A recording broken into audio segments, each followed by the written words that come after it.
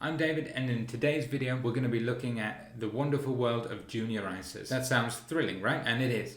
This is the best way to start saving for your kids, and it is a lot better for them than going out and buying them sweets with a whole lot more interest involved. You ask, what exactly is a junior ISA? Well, it's a tax-free savings account just like normal ISAs, but it's for your children. Think of it as a way to get your little ones to have their own stash of cash. No, you're not allowed to raid it before you ask. It's purely designed to help them and you save for things like university, their first car, maybe their first house, and let's be real, potentially some totally useless things once they get access to the cash. There are two types of junior ISAs. There's a cash ISA and a stocks and shares ISA. The cash ISA is like a safe place to park your money while it grows slowly. Meanwhile, the stocks and shares ISA is a bit more adventurous. Think of it like adding a bit of adrenaline to your junior ISA. You could see big rewards, but there's also a lot more risk in the stocks and shares ISA. So it is like a roller coaster, but with stocks instead of loop-de-loops. Why would you actually want to set one of these up? I like to think of it, and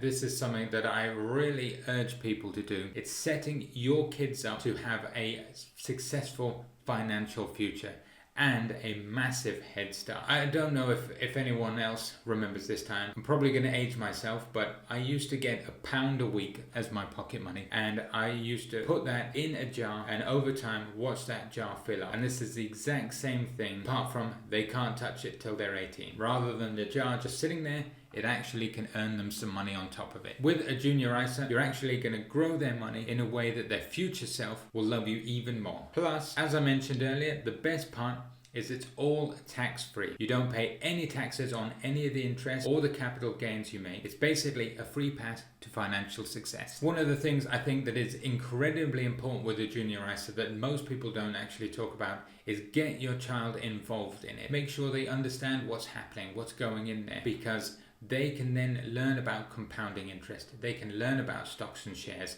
All of that can set them up for a lifetime of understanding money, and something that's sorely missed in the actual education system. So let's talk about what you can actually put in the account, shall we? The annual contribution limit to a junior ISA is £9,000 a year, and that does sound like a lot of money for most people. I know I couldn't have been putting that money away for kids.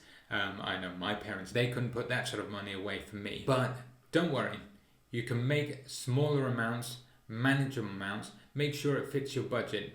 Like if you put in £5 a day, for example, £5 a day from the day your child is born all the way up to they turn 18 can turn into a lot of money. So £35 a week in a stocks and shares ISA in something like the S&P 500, where the average rate of return is about 10%, you'd go from absolutely nothing when they're born to 91,000 by the time they turn 18. By then, that might just be enough of a deposit to put on a house, but it still is an absolute massive head start for your kids, and only £5 a day. £9,000 limit is for the whole year, not per parent. So it is all you can put in combined for that child, because the account, it will be in your name to start with, but it is purely for the child. So it doesn't, both parents don't get 9,000 each, it's just 9,000 for that one child. But if you can manage to do that, I can guarantee you little Timmy will thank you. As I mentioned, and the biggest catch with this whole thing is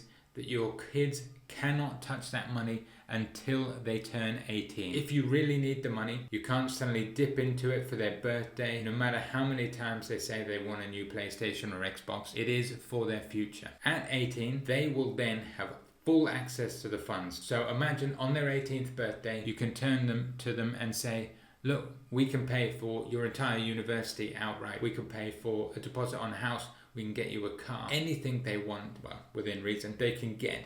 And that's all thanks to just £5 a day while they're growing up. So where can you actually open one of these bad boys, and how do you do it? It's very, very simple. You head into the bank, Building Society, have a look online. There's plenty of online providers, and also some guides that will tell you what the current rates are, what the best sort of places to go are. Have a look, do your own research, and pick the best one that suits you. You'll fill out a form, provide proof of your child's identity, and yes, a baby picture will be required. Then you're good to go. It's honestly very, very simple to set up. And once you've done it, just set your account to pay regular amounts in every week, every month, and then watch that money grow. Every year is probably good practice to just check what the sort of rates are if you're in a cash ISA, whether or not your provider is actually providing you the best rate of return. If not, shop around, get that ISA transferred out. Quick fire tips: start early. Start the day after they're born if you like, or the day after they get their birth certificate. Even just the compounding interest is great, but the stocks and shares ISA is definitely the way to go if you're willing to take a little bit more risk. And remember though, it can go up and down. Contribute regularly, even if it's just a little bit at a time. It all adds up. It's a financial version of eating your veggies. You just have to do it. Look at both options. Maybe if you're a little risk adverse, look at half of your money in a cash junior ISA and the other half in a stocks and shares junior ISA. Pick one that suits your appetite and then keep on going. So there you have it, a junior ISA in a nutshell, or in a piggy bank, whichever one you want to say.